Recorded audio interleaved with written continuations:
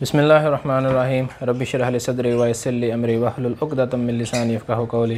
अस्सलाम वालेकुम जी, वक़ास आपके सामने हाज़िर है। सबसे पहले तो जी मादरत, काफ़ी अरसे बाद तकरीबन 25 दिन बाद या 20 दिन बाद तकरीबन ये वीडियो बनाने जा रहा हूँ। कुछ मसरूफ़ियत ऐसी थी जिसकी वजह से जो है आप लोगों को मैं टाइम नहीं दे सका, लेकिन इंशाल्लाह अब क्योंकि एक तो वैसे ब्रीडिंग सीज़न स्टार्ट है और ब्रीडिंग सीज़न में काफ़ी जो है वो चीज़ें निकलती रहती हैं आप लोगों को बताने वाली। तो पेयरिंग के हवाले से, बर्ड्स की वर्किंग के हवाले से, अपकमिंग आने वाली म्यूटेशन के हवाले से और उनकी वर्किंग के हवाले से या बर्ड की डिजीज़ के हवाले से डिफरेंट किस्म की टिप्स जो है वो आप लोगों को बताने के लिए काफ़ी कुछ पड़ा हुआ है। तो इंशाल्लाह अब उम्मीद है कि कोशिश करूँगा पूरी कि आप लोगों के लिए टाइम निकालता रहूँ और 2-3 दिन बाद या हफ्ते में कम से कम 2 से 3 वीडियो जो है वो आप लोगों को के साथ शेयर करता रहूँ। तो आप लोग जो है चैनल को सब्सक्राइब करें और वीडियो को लाइक करें, बेल आइकन लाजमी दबाया करें ताकि जब भी कोई नई वीडियो आए तो इंशाल्लाह उसका नोटिफिकेशन आप लोगों को मिल जाए।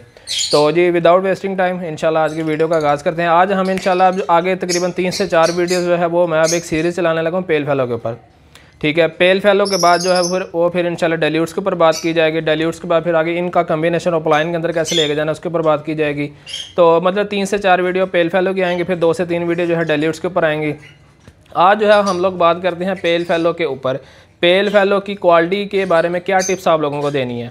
आज जो है सिर्फ ये टिप्स बताऊंगा, 6-7 या 5-6 पॉइंट कुछ ऐसे बताऊंगा जिसके अंदर आप लोगों को बताऊंगा कि पेल फेलो की क्वालिटी को कैसे आप लोगों ने इंप्रूव करना है। और इंशाल्लाह नेक्स्ट वीडियो के अंदर मैं आप लोगों को बताऊंगा पेल फेलो की वर्किंग कौन कौन सी आप लोग कर सकते हैं, लो लेवल से लेके हाई लेवल तक पेल फेलो की वर्किंग क्या होनी चाहिए। क्योंकि पेल फेलो एक ऐसा बर्ड है जो कभी भी जो है वो नीचे नहीं गिरने वाला। रेड आई बर्ड चाहे जो भी हो, इवन कि आपका अल्बाइनो रेड आई हो, इवन कि आपका लुटिनो रेड आई क्यों ना हो जाए, और महंगी से महंगी म्यूटेशन में चाहे आपका डन फेलो हो जाए चाहे ब्रॉन्ज फेलो हो जाए, मतलब रेड आई जो भी बर्ड होगा उसकी डिमांड कभी भी कम नहीं होती, वो हमेशा ऊपर से ऊपर ही जाता रहता है। ठीक है, आप अल्बाइनो रेड आई को देख लें यार, अभी तक जो है वो अल्बाइनो रेड आई अच्छी खासी प्राइस पे जो है वो सेल हो रहा है और अब तो बल्कि और मज़ीद महंगा हो गया अल्बाइनो, और डिमांड जो है वो फिर भी नहीं पूरी हो पा रही। कितना सैकड़ों के हिसाब से, हज़ारों के हिसाब से लोगों ने अल्बाइनो रेड आई लगाया हुआ, पेल फेलो तो दूर की बात है। अल्बाइनो रेड आई लोगों ने जो है वो अगर पूरा पाकिस्तान में देखा जाए हज़ारों के हिसाब से लगा हुआ, लेकिन फिर भी जो है वो एक कमर्शियल बर्ड होने की वजह से एक आम बंदे के अंदर जो है उसकी डिमांड पूरी नहीं की जा रही। तो इतना पोटेंशियल है इस काम के अंदर। अच्छा जी, अल्बाइनो की तो हमने काफ़ी पहले बातें की हुई हैं, मैंने वर्किंग भी आप लोगों को बताई हुई है अल्बाइनो के वाले से। इंशाल्लाह आप जो है थोड़ा अपने आप को थोड़ा अपग्रेड करते हैं, अपने आप को थोड़ा जो है वो अपर लेवल पे लेके जाते हो, तो अब इंशाल्लाह आप लोगों के साथ महंगी म्यूटेशन के ऊपर बात की जाएगी। अच्छा, पेल फेलो के हवाले से सबसे पहला जो टिप्स है, सबसे मेन जो चीज़ हमारे पास आ जाती है पेल फेलो की क्वालिटी के हवाले से, इसकी क्वालिटी को इम्प्रूव करने के लिए वो आ जाती है कि आपने बर्ड की सिलेक्शन कैसे करनी है। आपने जो है वो एक अच्छी पेडिग्री का बर्ड लेना है। आपने कोशिश करनी है जब भी आप पेल फेलो की वर्किंग करें, ऐसे बंदे से बर्ड लें जिसके पीछे एक अच्छी लाइन जो है चलती हुई आ रही है पेल फेलो की। मतलब ये नहीं है कि रेड टू रेड में से वो इसके पेरेंट्स निकले हुए हैं, रेड टू रेड में से निकले हुए पेरेंट्स का बच्चा फिर आपने आगे परचेज कर लिया, उस बच्चे में से फिर आगे जो बच्चा निकलेगा, जब वो ब्रीड करेगा, वो जो बच्चे निकालेगा वो भी वीक ब्लड के होंगे, क्योंकि पीछे भी एक वीक जो है वो ब्लड लाइन में से वो निकला हुआ है, रेड टू रेड में से निकला हुआ है।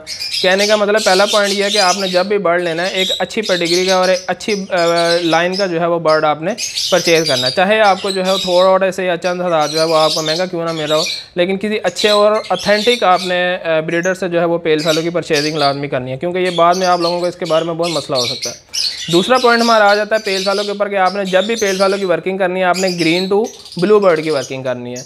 मतलब कहने का ये, मैंने अब जितने भी पेल फेलो की वर्किंग आई हुई है मेरे पास सारी जो है वो ग्रीन टू ब्लू की वर्किंग है। इंशाल्लाह इसको अगली वीडियो में हम डिस्कस करेंगे कि वो क्या क्या वर्किंग होनी चाहिए, लेकिन आज के टिप्स में सिर्फ आप लोगों को ये बताना है, क्योंकि अब आगे जो है वो परचेजिंग लोग करना शुरू कर देंगे, जो लोग नए इस फील्ड में आए हैं या फिर जो लोग अभी कमर्शियल बर्ड पे फ़िलहाल काम कर रहे हैं, मतलब लुटिनोज पे, अल्बाइनोज पे या पार ब्लू, डेकिनो, क्रीमिनो, इन पर सिर्फ काम कर रहे हैं। अब उन्होंने मज़ीद अपने आप को अपग्रेड करना पेल फेलोज़ के ऊपर या डेल्यूट्स के ऊपर या ऑफलाइन पेल फेलो के ऊपर, तो जाहिर बात है उन्होंने अब आने वाले वक्त में पेल फेलो की परचेजिंग करनी है।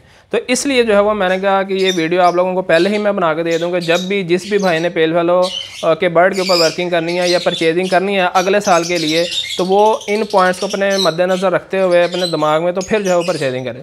ग्रीन टू ब्लू की पेयरिंग आपने करनी है, जब भी करनी है आपका एक बर्ड जो है वो ग्रीन होना चाहिए, दूसरा बर्ड जो है वो आपका ब्लू सीरीज़ का होना चाहिए। ब्लू सीरीज़ में अब आपका पार ब्लू भी हो सकता है, वो आ जाता है, या विजुअल ब्लू बर्ड भी मतलब कोई ब्लू सिंपल ब्लू बर्ड भी आ जाता है।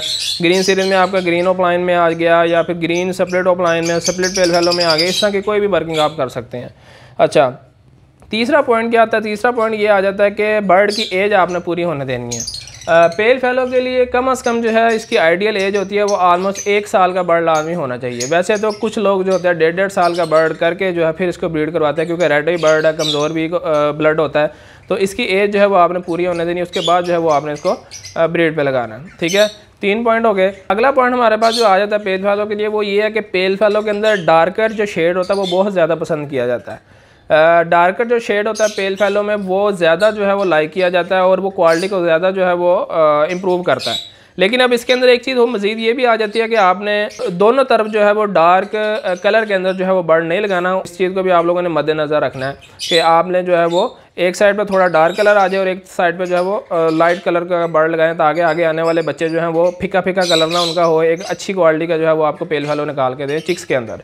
ठीक है, 5वां पॉइंट हमारे पास ये आ जाता है कि पेल फैलो के अंदर किसी दूसरे बर्ड का मिक्सर ना होना चाहिए। आपका पेल फैलो एक प्योर पेल फैलो बर्ड होना चाहिए, मतलब कि उसके अंदर किसी किस्म का कोई जो है वो पाइड वगैरह ना ऐड हो, उसके अंदर किसी किस्म का कोई जो है वो सैबल वगैरह बर्ड ना ऐड हो। ठीक है, पेल फैलो में, या फिर उसके अंदर किसी किस्म का कोई एज वगैरह के बर्ड ऐड ना हो, तो इस तरह का किसी दूसरे बर्ड का जो है मिक्सचर उसके अंदर नहीं होना चाहिए। वो एक प्योर जो है वो आपका पेल फैलो होना चाहिए।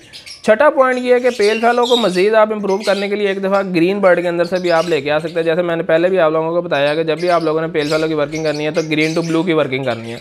तो इसको मज़ीद जो है वो इम्प्रूव करने के लिए आप जो है इसको सिंपल एक ग्रीन बर्ड के साथ लगा के 1 से 2 साल की वर्किंग करके जो है वो इसको पहले क्या कर सकते हैं, स्प्लिट बना सकते हैं। स्प्लिट बनाने के बाद जो है वो भी इसमें से एक विजुअल जो है वो बर्ड पेल फैलो प्रोड्यूस करवा सकते हो। लेकिन उसमें से जो आपका पेल फैलो निकलेगा वो होगा भी अच्छी क्वालिटी का और सर्वाइवल रेशो भी उसका ज़्यादा होगा। ठीक है, तो ये 6 पॉइंट हो गए। इससे अगला जो है वो पॉइंट बहुत ज़्यादा इंपॉर्टेंट है, बहुत ज़्यादा ज़रूरी है।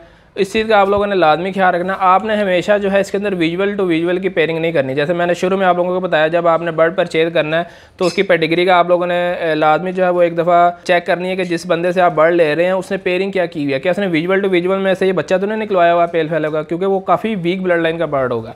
तो अगर आप बर्ड परचेज करने से पहले इन चीज़ों का ख्याल रख रहे हैं तो जब आपने खुद उस बर्ड को ब्रीड कराना आपने भी इन चीज़ों का ख्याल रखना है कि आपने कभी भी पेल फैलो के अंदर विजुअल टू विजुअल, मतलब कि विजुअल से मुराद होता है कुछ ऐसे हमारे भाई हैं यार उनको बेचारों का विजुअल का भी नहीं पता होता विजुअल क्या चीज़ होती है, स्प्लिट क्या चीज़ होती है। विजुअल से मुराद है कि बज़ाहिर जो आपकी आंख से देखने में बर्ड आपको क्या नज़र आ रहा है, उसकी आंख जो है अगर लाल होगी तो वो एक विजुअल बर्ड है। विजुअल रेड आई मतलब लाल आंख वाला बर्ड है।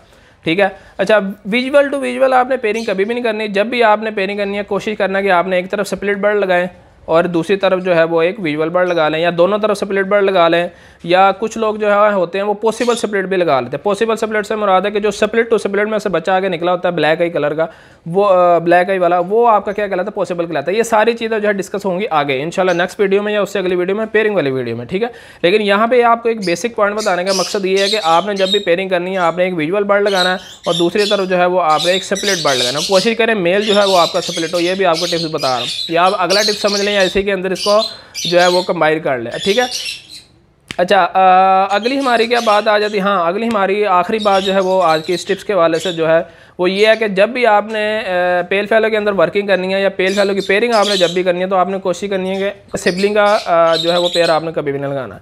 सिबलिंग से मुराद है कि एक ही पेयर के जो बच्चे निकले हुए हैं, मतलब बहन भाइयों का जोड़ा आपने कभी भी नहीं लगाना, भूल के भी नहीं लगाना, वरना आपके पास सर्वाइवल रेशो ना होने के बराबर होगा। बिल्कुल 0% आपके पास जो है वो सर्वाइवल आएगा। तो आपने कोशिश करना है कि जब भी आप परचेजिंग करें पेल फैलो की, चाहे पूरा एक पेयर किसी एक बंदे से परचेज कर रहे हो या फिर एक बर्ड अगर किसी एक बंदे से ले रहे हो तो दूसरा बर्ड किसी दूसरे बंदे से ले रहे हो, उसमें तो कोई डाउट ही नहीं ना है।